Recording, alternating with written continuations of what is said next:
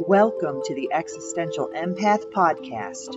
My name is Tanya, and I am an intuitive empath. My intention is to share valuable tools and techniques that I have learned so you can tap into your own inner healer naturally and intuitively.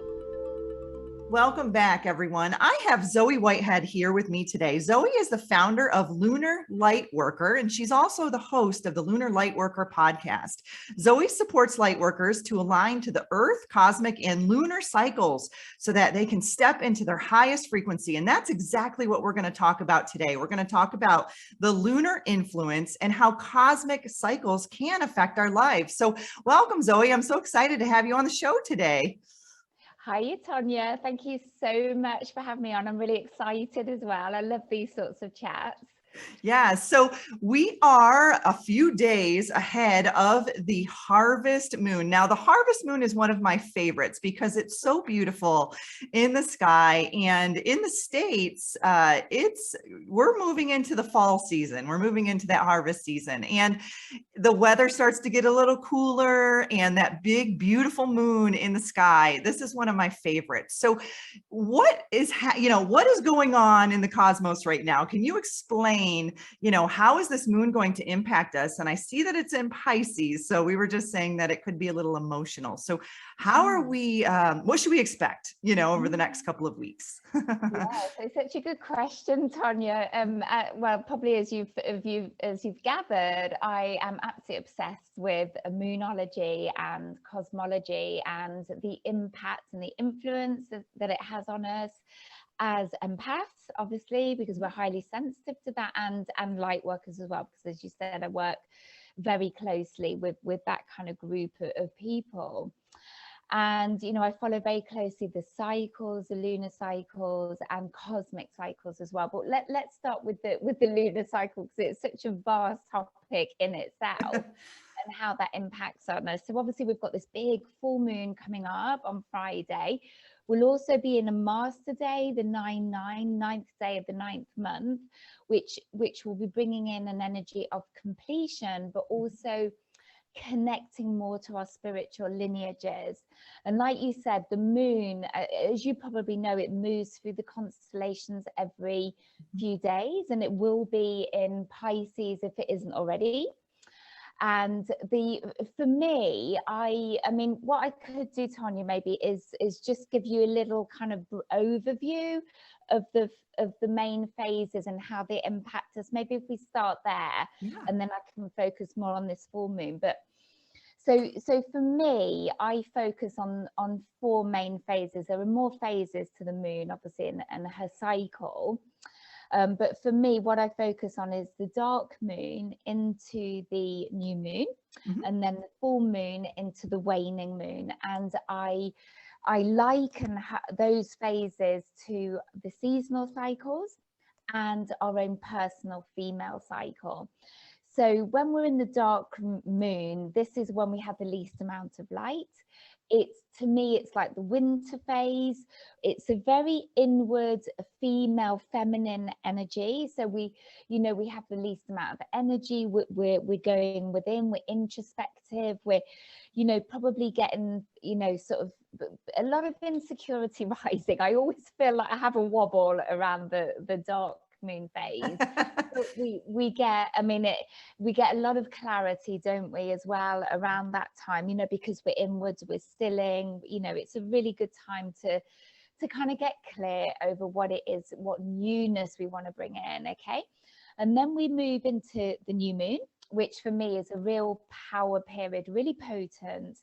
The new moon is when we start our female cycle. If we are attuned, obviously, to the lunar cycle, both are around a 28-day cycle. So, the ancients understood how to harness this and really tune the cycle, the feminine cycle, to this cycle. But we can talk more about that in a moment. That's funny you say that, because I had that written down in my notes. My cycle is actually in tune to the full moon. It seems like every time I have a full moon. So I don't know, is that normal, or do I need to switch that, or how does that It's funny. I was being interviewed earlier today, and we talked exactly like that some women are, they shed over the full moon rather than the new moon.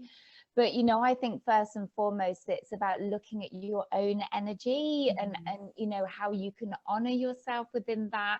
I mean, I used to get really like, right, I've got to align, and you know, because it would be easier and it would make sense. But, you know, first and foremost, it's about looking at your own energy. And there's so many cosmic influences on us. You know, it's not just the lunar cycle. So, you know, I wouldn't worry, but we can talk about how we can align more to the cycle of the moon as well. So yeah, we go into the new moon. So it's a beautiful phase. It's the spring, it's new beginnings, fresh starts.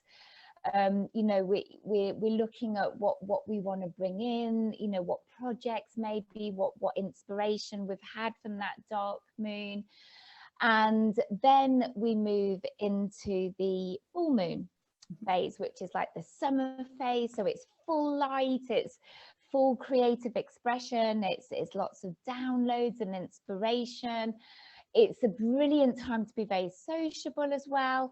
And also, you know, if you've got any projects on the go, it's a good time to really get stuck into that, because it's a more masculine outward energy. So, you know, you're really starting to, you know, get things done, get the job done, get completion, all of that. But it's also a beautiful time to be looking back over what it is you have manifested and created over that cycle. Gotcha. I think I forgot to say as well that the new moon is a good time to set your intentions. So new moon intentions, full moon celebration, or reflection. Reflection, exactly. And then we go into the autumn phase, the waning, where we're shedding, not so much having our bleed, but kind of shedding, looking back and looking at what's not worked, what's worked, depending on how much we've manifested and co-created up until then, will be very much depending on how we feel. You know, we feel within ourselves as well. So it's more that PMT phase, and then we go into the winter phase again, and it's the shed and, you know, the least amount of light and energy. So autumn into winter is a more female, inward, introspective energy. Spring, summer, masculine, outward energy. So that's really, I've really summed it up really quickly, but I don't know, aligning to the seasonal and female cycle has really helped me understand a lot more of how she can really influence and impact on us.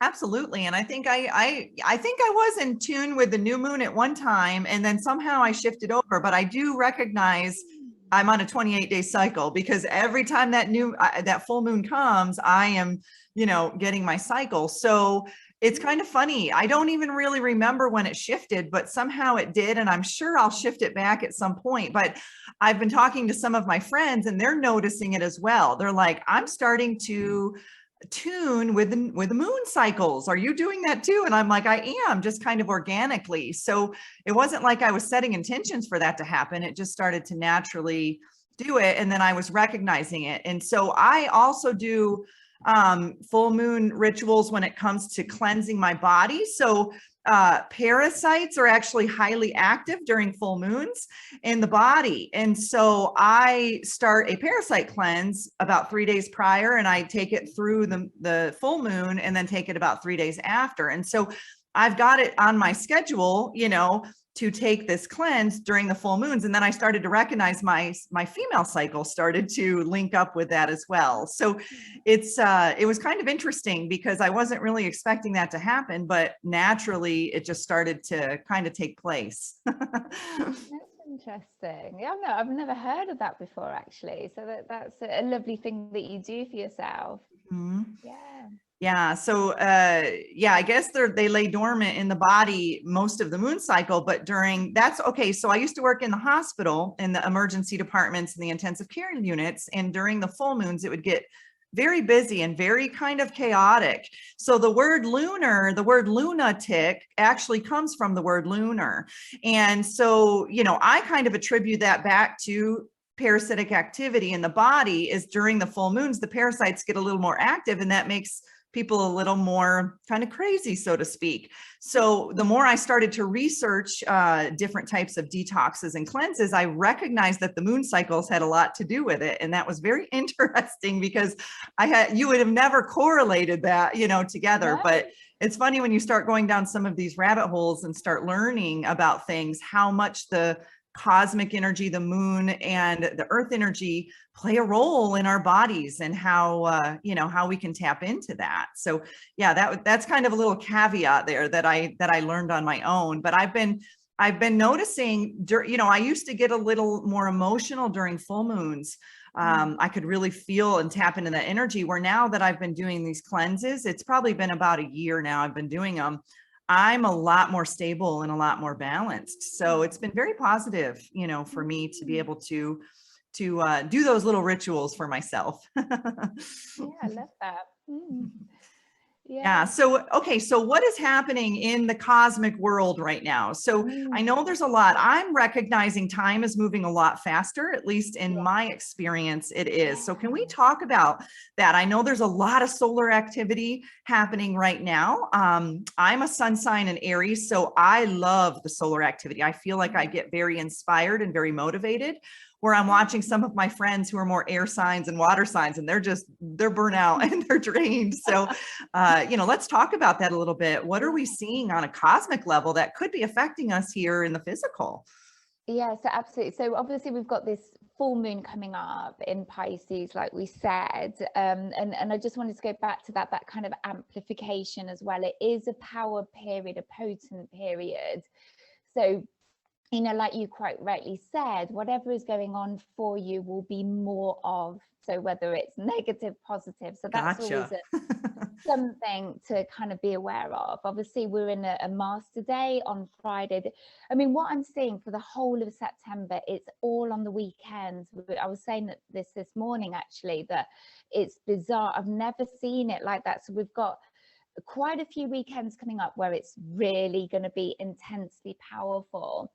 And I feel like that time speeds up. Sometimes it slows down in tiny little pockets, but generally we get this feeling of time speeding up. And I feel that's because of the energetic intensity. We have so much going on celestially, it is unreal. Even my kids are saying that. I never said that as a kid. Time used to drag by, but even they are saying it. So it's not an age thing, is it? It No, really is. and the months are flying by. I'm like, where did August go? Like, it's just insanity right now, how quickly it's in a blink of an eye. It's like, I feel like what used to be a month is now like a week. I'm like, this is just insane. I know. It's just like it's evaporating, isn't it?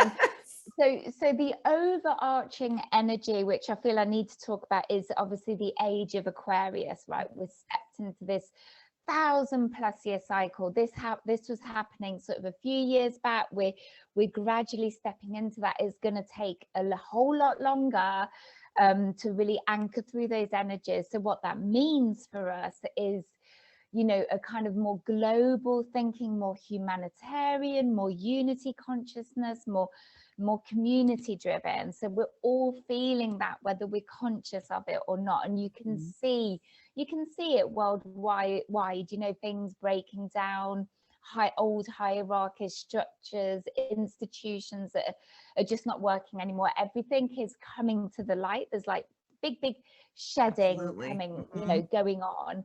And this is helping us to move into a more of a 5th dimensional consciousness as well. So that's going on. But then, all of this year, oh my goodness, we've had eclipse energies, we've had super moons, you name it, we've had it. Meteor showers.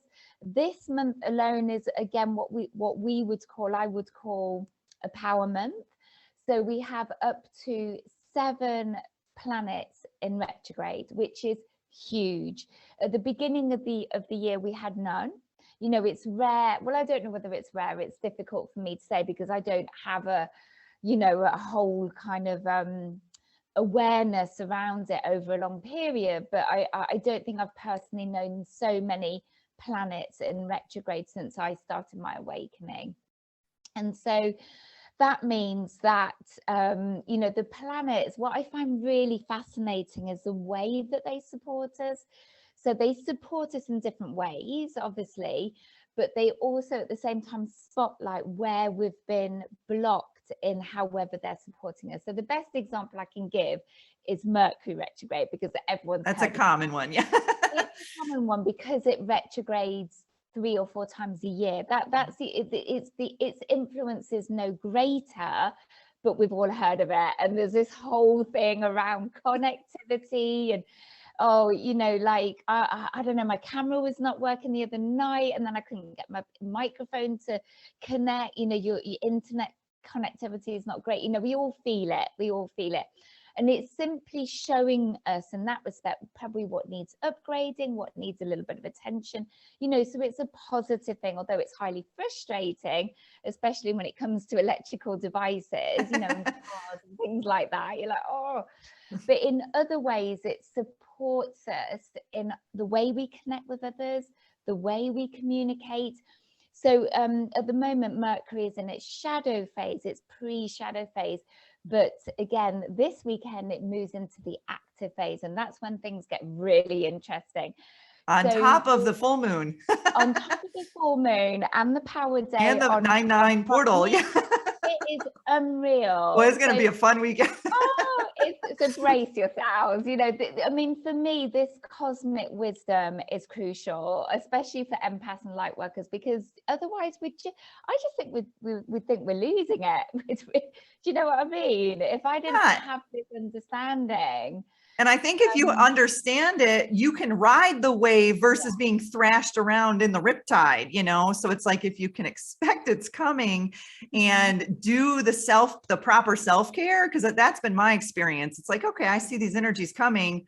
I'm going to fast. So honestly, fasting has been one of the best things for me, because the lighter I feel, the more I can ride those waves. But if you're aware of it, drinking more water, you know, just taking better care of yourself, then not, you know, on those highly charged cosmic energies, you'll feel a lot better, at least as an empath. That's been my experience. Yeah, I think you're so, you know, it's about supporting the physical as well, isn't it? Just as much as the emotional, mental, spiritual.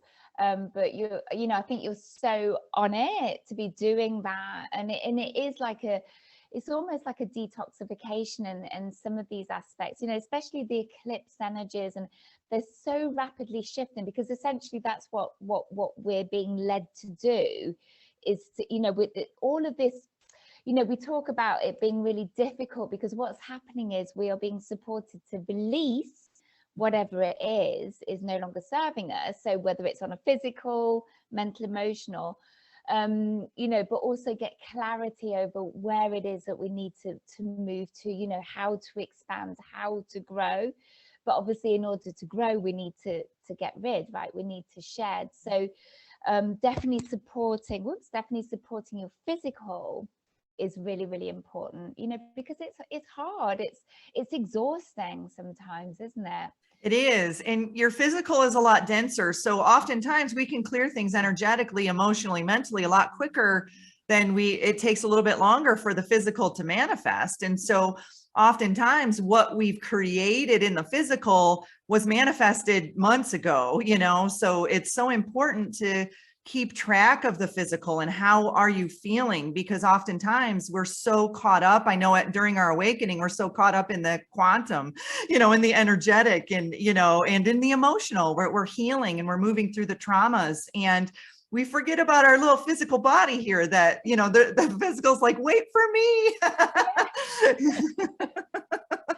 So it is important to focus on that. And so what are some physical things that we can do for this big weekend coming up? I mean, we're a few days moving into it. What's some advice or some suggestions you can give to not only empaths, to anybody who, you know, may be moving through this, what looks like a bit of a hurricane of a weekend that we may experience? I'm kind of like made, you know, worried everyone, but definitely keeping that bigger picture in mind. I know that's not so much will impact on our physical, obviously, in some way, but just keep that bigger picture in mind. But I'm a big believer in salt baths, so I absolutely love, processed better, big handfuls in the bath. It's such a purifier and a detoxer.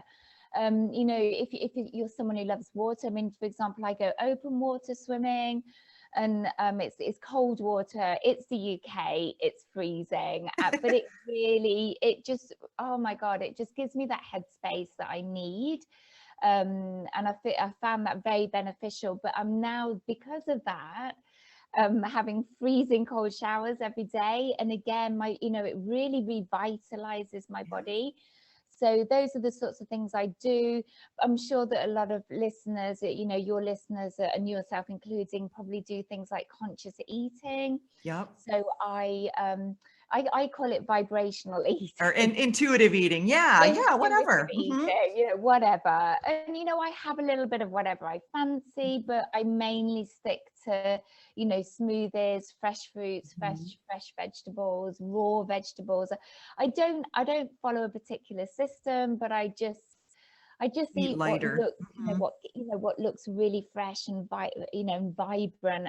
And I feel like you a lot lighter for it. Fasting as well, brilliant. I don't eat until about midday. That's how I am too. And I've been guided to do that. It's like my higher self is like, it's time for you to intermittent fast. And I'm recognizing that I don't want the food as much because it makes me hurt, and it makes me feel heavier. And so, and drinking plenty of natural water, natural spring water. You talked about the water, taking the baths, taking a swim. I think during these high lunar energy waves, or even solar activity, you get very dehydrated. The more water you can drink, the better your body will feel. I know I can sense when we have a lot of solar activity because I'm just parched, and I'll like, all right, I'm going to just drink a whole gallon of water right now. And I feel amazing. It's like, oh, I feel so much better. So that's important. Breathing techniques too. I think deep breathing. That's very helpful. And getting out and moving, whether you're walking or if it's inside and it's cold and snowy, just doing some movement, doing some activity, stretching, yoga, dancing, whatever you can do. I know that that's very helpful as well to move the energy through the body so it doesn't get stuck. Yeah. Is there anything else that you can think of that maybe we missed? Well, I'm a big believer in decluttering. So, inner and outer worlds and environments. So, I really, really pay attention to what I'm telling myself, my inner narratives, always, because again, it is like a detoxifying, isn't it? And you need to be shedding. Obviously it's not possible to be totally on it 100% of the time, but I start my day with my goddess practices, as I like to call them. I sit and in a quiet space, I do my journaling, and that seems to kind of lead on to a kind of awareness over the day of what I'm telling myself. I really like to purge, those thoughts that just don't serve me. I don't want to be feeding my mind with things like that. It's like you have to look at all of those planes, all of the bodies, really, the emotional, mental, physical and spiritual. So I would definitely be doing that. I'm sure as an empath you'd be very intentional in what you watch. I seem to be watching more and more teenage kind of series on Netflix because they're light. I can't No, I agree with you, because I was just telling my sister the other day, Netflix has gotten heavy. Like there's some heavy shows on there, and if you can choose the lighter shows, the happier shows, you will feel so much better. And I do a lot of cleansing too. I like essential oils, Palo Santo, sage, lavender at night, diffusing those oils, or just smelling them, bringing them into your body. You can even burn sage if you want to. Frankincense and myrrh are excellent. Those are ways I love to cleanse on the new moons and the full moons, just my space, my energy. And that's a ritual that I do that I love that. I think it feels lighter. It feels good. And that's part of that decluttering, because there's energy built up in our bodies and in our spaces that we may not see. So just cleansing that space, you know, however you want to do it. If you don't like the smoke, I know I have a lot of clients who are like, I don't like to burn the sage, but you can do the essential oils and that's just as effective. Yeah, I use resin. I love, you know, like frankincense, you know, on the charcoal disc. Is that what you mean? Where you just, yeah, I use that a lot. I used to use white Californian sage, but I found it just smelled of cigarettes afterwards, although it is hugely clearing. But I prefer the resins. It just feels lighter, I prefer the scent of it. But it's like you say, you know, it's personal, isn't it? It's personal to us, and it's what we resonate with. You know, some people use crystal bowls as well to cleanse, and sound, you know, sound bars, that sort of thing can be highly effective as well. But it's, you know, I believe it's about looking at, you know, everything in our environment that, you know, even to the objects as well can really clutter and feel heavy if there's some sort of emotional attachment. I mean, there's so much you could be doing, you know, books that you're reading, people that you spend time with as well, you know, especially over those full moons and periods of high intensity. I would really be considering who you spend time with. You know, I think we get very skilled, don't we, as empaths, protecting our energy and knowing what's sapping it. Yeah, you know, who feels good to be around and who doesn't.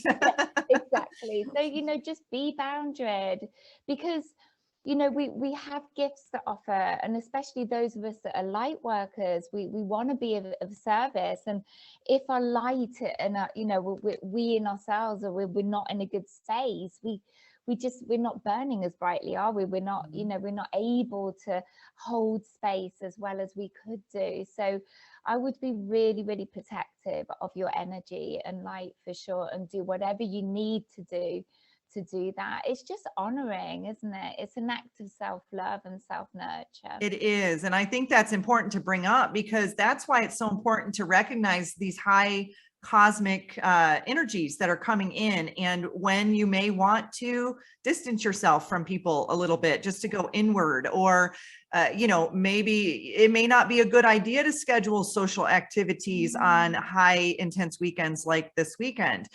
If you're empathic, because what happens is when these large bursts of energy come through, a lot of sifting happens within the energetic body, and a lot of emotions bubble to the surface amongst yourself and those around you. And as empaths, many of us are transmuters.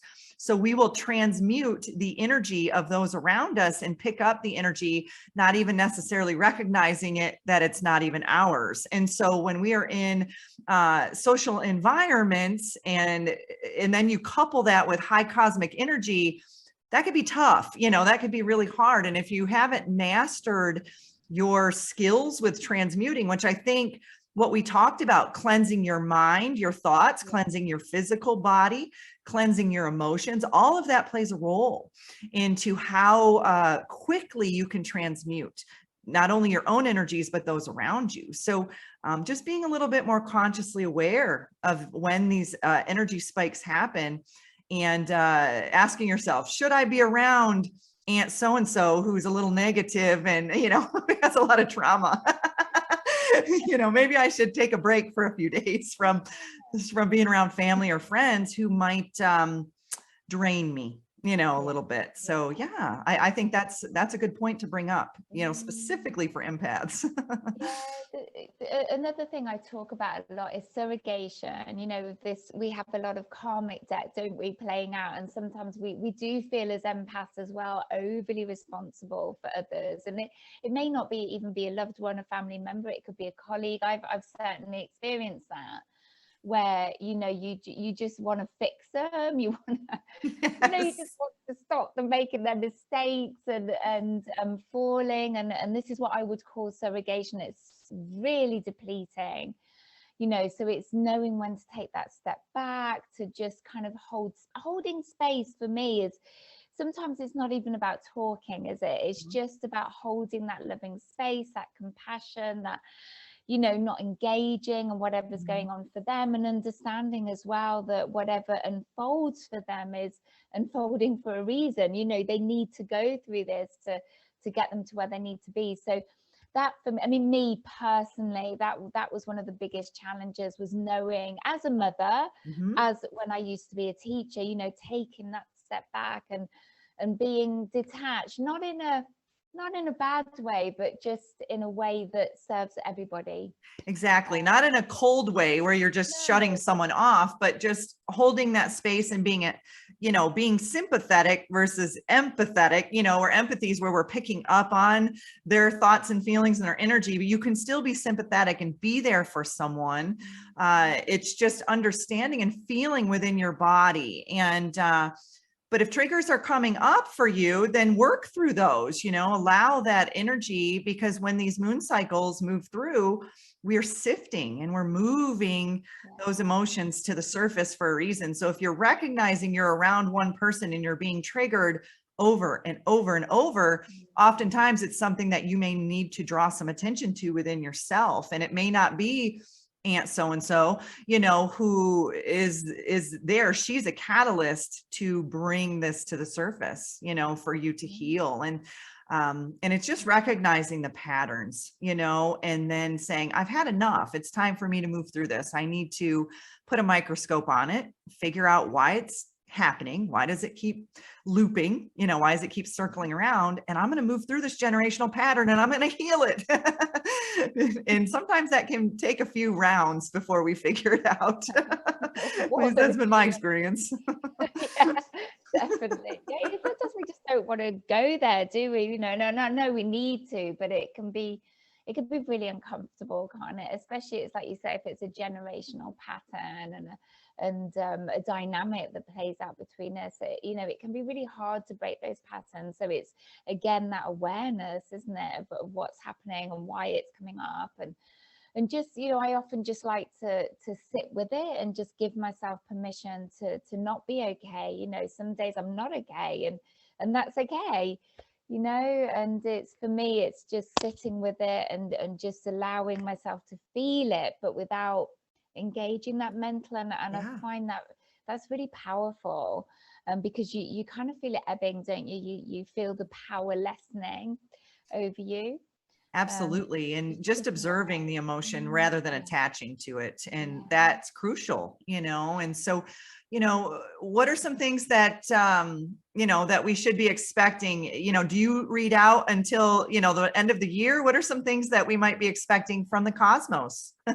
Yeah, so obviously this month, big, a lot, and going into October as well, we're kind of moving into a more feminine energy. So like I said, more inwards, more introspective when we look at it in terms of seasonal cycles. Obviously, we've got the autumn, well, in the Northern Hemisphere, we have the autumn equinox. In Southern Hemisphere countries, obviously, the spring equinox. So for us, I think you're in the north, aren't you? In the Northern Hemisphere, aren't you, Tanya? So it's kind of like clarity going withinwards. It is a very poignant period, so we're already feeling that build up of the energy, and it's about getting that clarity over what it is we need to be shedding again. It's just cycles within cycles, basically.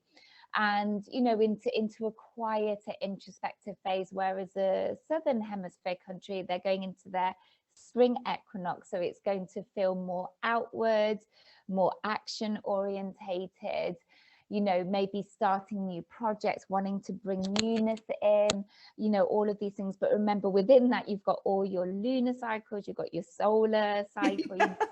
It's endless, isn't it? It really is. And it's amping up. I can really sense it. It's getting faster. Before it was like, oh, solar flare every couple months. And now it's a solar flare every twice, several times a day. You're like, whoa, it's riding the waves. That's it. So just having that bigger picture for me, and just kind of drawing yourself outwards each time, it's trying not to get so stuck in what's happening in that moment, in the drama, because you've got to appreciate all of this energy, all of this impact, all of this cosmic influence. And you're feeling it, we're feeling it on a probably, well, obviously a more conscious level, but there's a whole load of people that are very unconscious in this, but they are still feeling the impact. So it's about being very aware of that as well, and not, you know, not getting dragged into it, so that, because that will take you out of yourself as well. So you know, we could really be led off course so easily, I feel, you know, because there's so much going on, and it's going to be pretty much relentless. Obviously, we're going to be leading to the winter solstice and so much in between as well, with all of these planetary retrogrades. So yeah, you know, just lots of opportunity, which is really positive, but also, you know, just it's about mastery in the moment, self mastery in the moment, and just, you know, responding with as much ease and get grace and sovereignty as you can manage, and just keeping coming back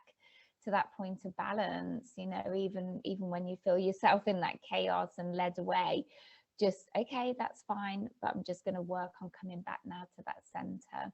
Absolutely. And I'm glad that you brought that up, because I recognize that with a lot of my clients and my listeners, is that before the energy hits, they've already worked themselves up to experience ascension symptoms, so to speak. And so they, you know, our thoughts are powerful. And if we think we're going to experience something because we know a solar flare is coming or a full moon is coming or something, we've already manifested that within our body physically. So I love that you're bringing up to be in that now moment. And, you know, it's important for us to tune into the energies around us, but it's also important for us to not manifest and create, you know, symptoms within our body, our physical, emotional, mental bodies, because that's not doing us, that's only creating harm, you know, for us. And so I have a lot of, you know, people that I recognize that with, they'll say, oh, we have a big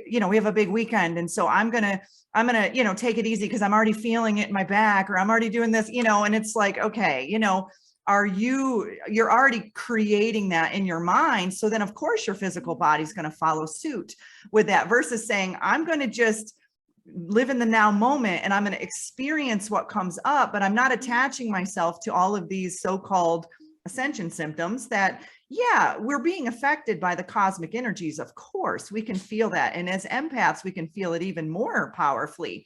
But if we get caught up in that timeline of ascension symptoms, we're going to have them to the end of, you know, we're going to have them all the time, you know. And so it's just really our belief system plays a huge role in this as well. And how we believe our, you know, if we believe our body is going to experience something, then it's going to happen, right? So it's just really shifting those thoughts around it as well. And, you know, important to feel into the body and get a sense of, okay, what is my body feeling, but to not create it, you know, with our thoughts, and have a deeper understanding that we are very powerful co-creators. And, you know, if we are continuing to create symptoms within our physical body, then we get stuck and we aren't living our best version of ourselves. If we are constantly, you know, feeling into that and creating it. So I'm glad that you brought that up, because that's been something I've been working on with a lot of my clients, is shifting that belief system around that. And, you know, we have a choice to either ride the wave, you know, through ascension, or we have a choice to be thrashed around, you know, and I choose to ride the wave. I don't know about you guys, but, you know, there's times I feel thrashed around, but 90% of my time I'm riding the wave. And it's you know, it's kind of like that nice little balance in there that you'll feel when you get to that point where I'm recognizing everyone around me is having all these symptoms and I'm not. It's like, okay, I guess I've shifted my belief system around that. And it took me some time because I was getting thrashed around there for a while, you know, but I think as empaths, we're so sensitive and we can pick up on anything and everything. But a lot of it is recognizing what is ours and what isn't, and then sending that back. And if it is ours, then we need to move through it. We need to heal it. So I'm glad that you brought that up, because that's you can see I get fired up about that a little bit. I'm passionate about that. Yeah, I can feel your passion there, Tanya. Yeah, definitely. We all have aspects, don't we, that you know, really get us and really, you know, grip us, and we feel we need to be in our truth with that. But it's true, you know, we all have struggles, don't we? And we all have challenges. And well, I'm just trying to be gentle with myself when I do have those things, because you know, for me, what's important is that we, you know, we traverse these challenges, and obviously we're going to continue traversing that. That's never going to stop, is it? Otherwise, I guess we wouldn't need to be Yeah. here. But it's how quickly we come back, isn't it? Yes. It's how quickly we manage to center ourselves. And you know, it's about, for me, it's very much about not getting too carried away in that, you know. And I guess that's what I mean by just, you know, holding space for ourselves and others. It's yeah, I feel it's one of the biggest aspects of light work as well. It is. It's learning our mastery and understanding that we create our own reality, and you know, our thoughts are electric, our emotions are magnetic, and what we speak out into the world is like an amplifying broadcast system. So it's important to, you know, really be mindful of what we're thinking, what we're feeling, and how we're presenting ourselves and what we're speaking out into existence, especially around these moon cycles, because like you said, if we're moving into a harvest moon in Pisces, everything's amplified right now. So be very mindful of the words that you're speaking, because words are like spells, right? And so we are putting that energy and information out into the world, and we will be attracting that back to us, whether we like it or not, you know? So I guess I'm not even just tuned into the moon cycles. I'm just extremely mindful in general now about, you know, what am I saying? And what am I saying to myself, which you had brought up earlier, is that internal dialogue that we have, and catching ourselves in that. You know, are we in loop patterns? Are we in cycles that are not serving us anymore? And are we recognizing it manifesting in other areas in our lives, maybe our relationships or our job, and just being more consciously aware? And I think the moon cycles bring it more to the surface. They shine light on those areas. And so you had mentioned journaling, and I think journaling is highly productive for catching yourself in loop patterns, because if you can really look back at what you've journaled and you see some repetitive patterns or routines taking place that you're like, oh, I didn't recognize that before, then journaling can be so productive in shifting your thoughts, shifting your subconscious, and what's coming to the conscious mind, and allowing yourself to heal those aspects of yourself. So yeah, Zoe, this has been a really exciting conversation. I'm kind of excited for the weekend. I don't know, I get a little bit more inspired when these cosmic energies and shifts come in, but I think it's just because before I used to get drained, and now I've shifted my thoughts and reality around that. So it's like, okay, bring it on. Like I'm excited for this, because I know, I feel personally I level up, you know, during these cosmic shifts. I shed a lot of things, and then it allows me to shift timelines and raise my frequency. And so now it's like I'm using it almost like a teaching method or a lesson when it comes in. It's like, okay, I'm ready to level up here, you know, where I get and sometimes it happens and sometimes it doesn't, but you know, I'm kind of excited for this one, because this is a really huge cosmic weekend, you know, coming forward here. Massive, yeah. Mercury as well, don't forget. So all those lovely conversations that we're going to feel pushed to have, maybe things we've been avoiding. So just be in your light around that as well. You know, we'll be kind of truth seeking and connecting into how we truly feel and not how we think we feel. You know, all of these things will be definitely impacting on us, and it's all going to be amplified. So you know, just embrace it, and just feel that you've got this. If you've got this consciousness, if you've got this wisdom, you know, you can absolutely navigate it beautifully. And if you have a wobble, that's okay. You know, give yourself permission and space and time to move through it. And yeah, and it's just feeling your way back into alignment. So, you know, you have that wobble and you recognize there's something that needs attention and something that needs to be healed, but then moving yourself back into alignment and feeling your way back to what feels good, you know. And that's a good way to just soothe yourself through these high cosmic shifts, is continue to ask yourself, what would feel good for me right now? What would feel good to me right now? What can I do to just bring my body, my mind, my emotions peace? You know, what can I do to soothe myself? And so if there's one word that you can look at this weekend, it's called soothe. You know, how can you soothe yourself through these emotional peaks of energy that are kind of, and they're going to keep coming. This isn't like, oh, this is a big weekend and it's done. You know, they're coming more rapidly and they're coming more powerfully. So we've got to learn to master them the best way that we can, you know, in this now moment. And so, you know, kind of take this as, you know, a gentle challenge to yourself to give yourself that space that it needs to be able to move through these energies, because they are going to get stronger and more powerful. And they have. I mean, look at this year alone in the energies. It's been intense, but it's been a wild ride. It's been fun. At least in my experience. Yeah, it's exciting times. I mean, you know, how blessed are we to be here at this time? You know, we won't see this again in certainly our lifetime, or our kids or our grandkids, you know. Who knows? But we, you know, it's a time for rapid transformational growth. But along with that, we know come the kind of darker struggles and the chaos, and you know. But it goes hand in hand. It can't be separated out, can it? We need both to move forward. So. Absolutely. So Zoe, how can people reach out to you if they want to schedule a one-on-one session, or they want to sign up for, I see that you have memberships, you have, you know, Instagram. How can people reach out to you to find out more information?